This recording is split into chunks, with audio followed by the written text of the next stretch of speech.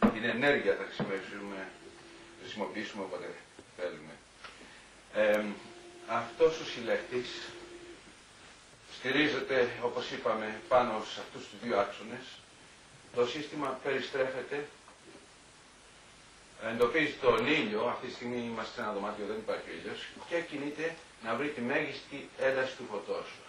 Ώστε όταν οι ακτίνες πέφτουν κάθετα επάνω, βγάζει τη μεγαλύτερη ισχύ. Αυτή δηλαδή που έχει προγραμματιστεί να βγάλει.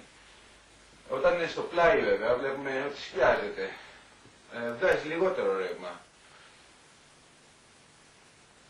Αντίστοιχα και σε αυτό τον άξονα, όταν σκιάζεται, πάλι δεν αποδίδει το μέγιστο.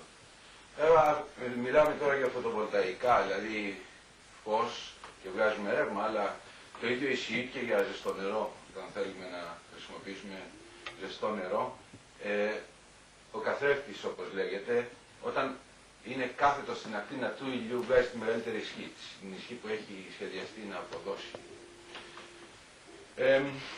Τώρα, υπάρχουν ορισμένες δυσκολίες. Ένα τέτοιο σύστημα πρέπει να ελέγχεται. Μπορεί με ένα φωτοκύτταρο κανείς να αρχίσει να χρησιμοποιεί ένα τέτοιο σύστημα, να περιστρέφεται, να βρει τον ήλιο. Αλλά υπάρχει αυτό το πρόβλημα ότι όσο γυρνάει αυτά τα καλώδια, τη μία ημέρα γύρισε, την άλλη ημέρα ξαναγύρισε, θα σπάσουν, θα διαλυθούν. Δηλαδή τα καλώδια που πάνε στην μπαταρία, υπάρχουν βέβαια τρόποι να το λύσει κανείς το θέμα μέσω ψυχτών, αλλά είναι όλο το σύστημα πανάκριβο.